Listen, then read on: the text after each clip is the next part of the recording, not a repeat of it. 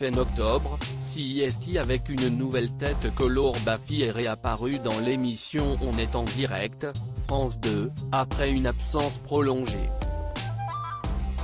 Bien sûr, le nouveau look de l'humoriste n'est pas passé inaperçu et rapidement, il a confirmé avoir subi plusieurs opérations de chirurgie esthétique. Le sexagénaire a non seulement eu recours à des implants capillaires, mais il a également fait retoucher ses poches sous les yeux. Depuis, il est devenu une véritable source d'inspiration pour la raineté masculine, de plus en plus décomplexée vis-à-vis de la chirurgie esthétique. Auprès du magazine Gala et son édition du 9 décembre 2021, Laurent Baffy est revenu sur sa démarche, plutôt inattendue venant de lui. « J'ai plein de copains dans le showbiz qui se sont fait opérer au même endroit que moi d'ailleurs et qui ne parlent pas. Ils m'ont tous suggéré de me taire. Alors que cela soit devenu un tel événement médiatique me concernant, ça les a fait marrer », commente l'acolyte de Thierry Ardisson.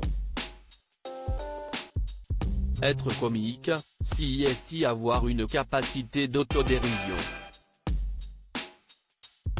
Peut-être que ce qui a étonné les gens, CIST que je n'avais pas le profil du mec qui allait faire ça. En ce qui concerne les opérations, ce papa de 4 enfants explique qu'il n'avait pas une tête à être chauve. « J'ai essayé de tout raser, c'était moche. Si le résultat des implants lui convient, il avoue tout de même en avoir bavé pour les cheveux. »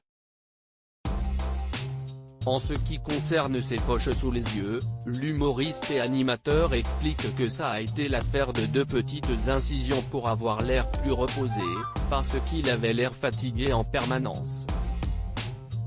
Des interventions effectuées à Paris, à la clinique de médecine esthétique Maison Lutetia,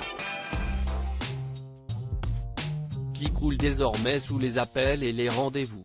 CIST vrai con a été surpris par l'impact de ses confidences, a commenté le docteur Sarah Fadli auprès de Gala. Aujourd'hui, les patients demandent même un résultat à la Baffy. Humoriste, animateur, écrivain et désormais modèle de chirurgie esthétique au masculin, Laurent Baffy ne revient pas lui-même. Il y a 10 ans, on m'aurait dit « Tu vas faire des implants et de faire enlever tes valises sous les yeux », je n'y aurais pas cru.